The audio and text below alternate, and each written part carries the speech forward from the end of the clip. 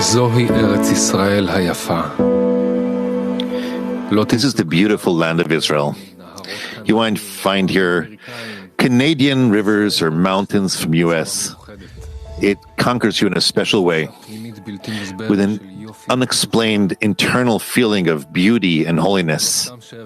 It's not just that the land of Israel is considered for hundreds of years as a holy place to all the major religions, and people come here from all around the world only to walk on this land, to feel it. And it's amazing that people feel differently in different areas in Israel. The reason is that there's a concentration of immense forces, and every piece of land can be completely different than that which is adjacent to it. The source of the material world is described by the Kabbalistic rites written thousands of years ago. The Kabbalistic texts put great emphasis on the land of Israel. They're not talking about earth, but they're describing the forces that operate upon it. This is the land.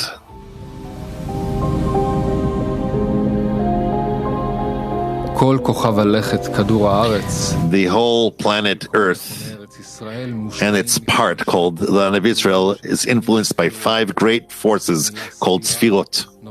The word Sfira stems from sapphire, which means in Hebrew that it sparkles, shines.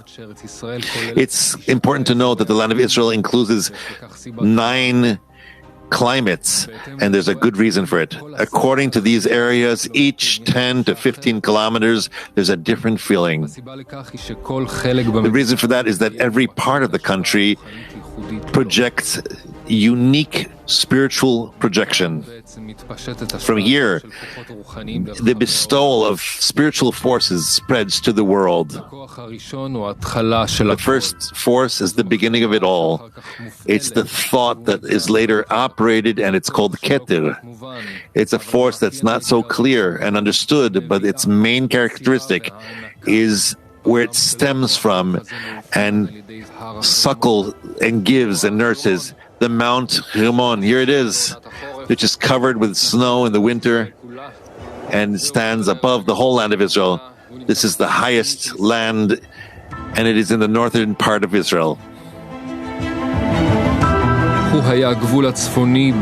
It was our north border since the days of Joshua, where the tribe of Menashe stood.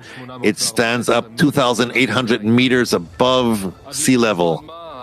Not too long ago, these mountains was the home of lions and tigers and other predators.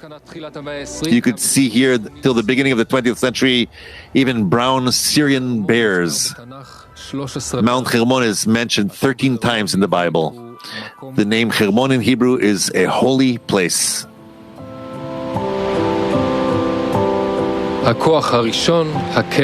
The first force, the Keter, is the thought.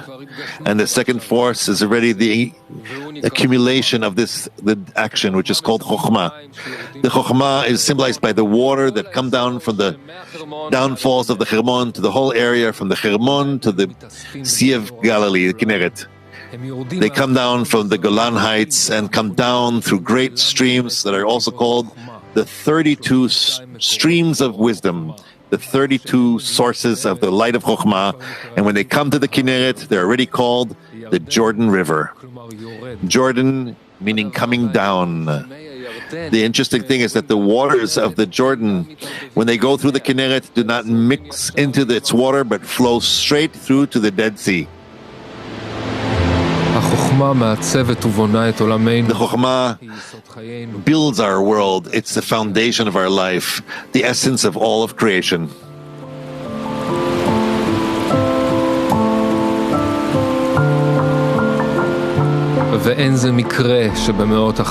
And it's not by chance that in the 15th and 16th centuries, The wisdom of Kabbalah was prosperous here in the Galilee. Many Kabbalists concentrated in the city of Tzfat, which became the center of the wisdom of Kabbalah. They came here from Europe, from Turkey, from Spain, from Morocco. And the one who stood out most is Yitzhak Luria, the Kabbalist, the Ari. Until the appearance of the Ari, the wisdom of Kabbalah was concealed from humanity. And the Ari opened it to the world. From his time onwards, anyone can attain the secrets of the wisdom of Kabbalah, limitless, whether your age, gender, or even your nationality.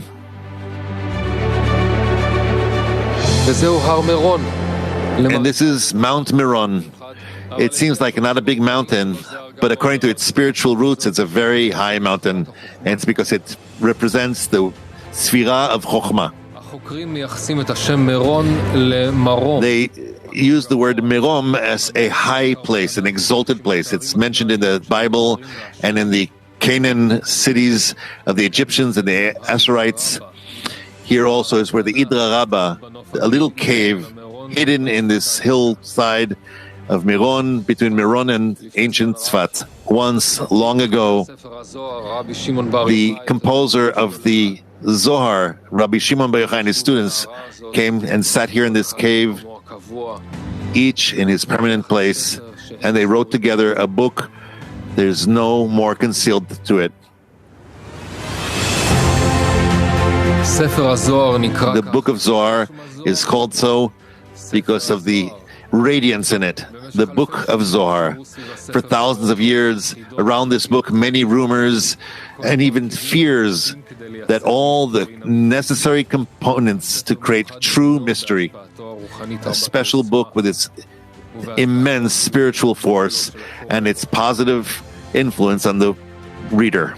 Until the book of Zohar, no other book described with such a methodology the wisdom of Kabbalah.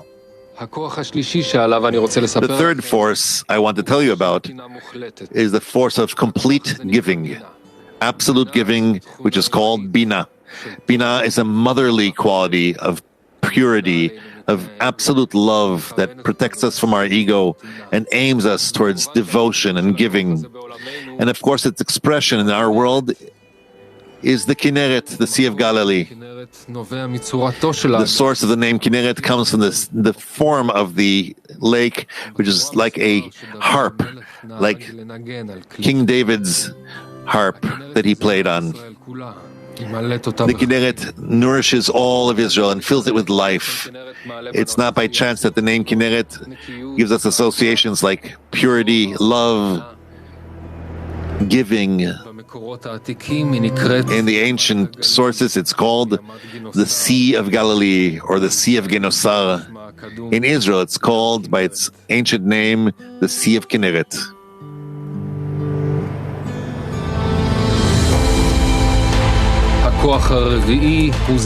The fourth force is that which is responsible for movement. It is the result of the three first forces, and it is the closest to our world. It is called Zeiranpin, small face, in translation of Hebrew from Aramaic. It's the force that manages the world, because all the qualities that are altruistic of nature connect with the egoistic force of the creature are connected. Its main thing is a area that comes from the Kinneret all to the center of the country, an area that is very rich with agriculture and the highest number of population in the country. And here is the capital of the state of Israel, Jerusalem, which is the heart of the world. Although we see the stones and the roads, but the true Jerusalem we don't feel. The true Jerusalem you can feel only in a corrected heart.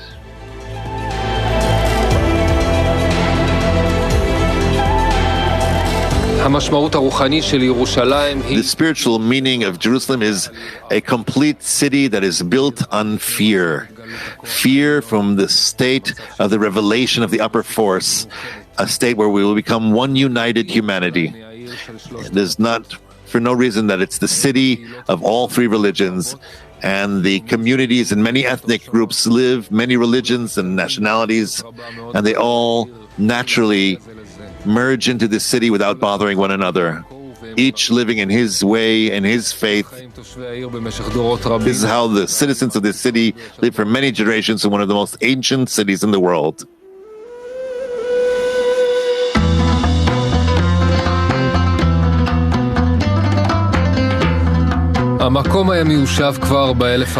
This place has been settled already in the 4th century BC. It's between the Mediterranean and the Red Sea and the Dead Sea. It was already from 1,000 years BC. King David announced it as the united capital of Israel. In 950 BC, the Holy Temple was built here, the first temple. It was built by King Solomon in a period in which the Israeli nation was in complete unity. And this is the West Wall, the Wailing Wall, the remnants of the Second Temple that was ruined by the Romans 70 BC. The reason was redundant hatred, unfounded hatred in the Jewish nation. According to the Jewish tradition, this is where the third temple will be erected. Of course, we're talking about towards all of humanity internally, which will sacrifice its ego on the altar, burn it with fire, and connect with love.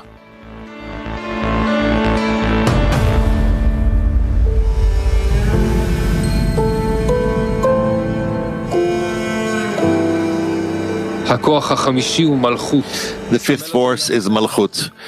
The Dead Sea symbolizes it. Here, not far from Jericho, the Jordan River pours into the Dead Sea, and it's the lowest point upon earth.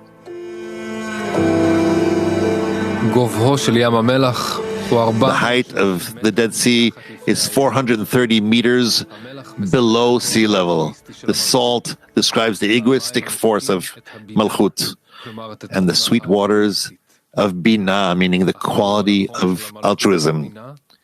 The correct connection between Malchut and Bina gives birth to life. The Dead Sea or Malchut are lifeless today. They are the signs of the complete ego, a sign of life only for yourself. But in the future, there will be blossoming in this place. Spiritual sprouts will come out and will become the most beautiful place in the world.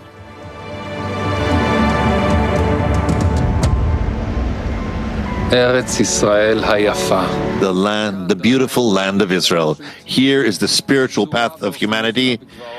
It is embroidered in this beautiful hills, rivers, streams, cities, and villages.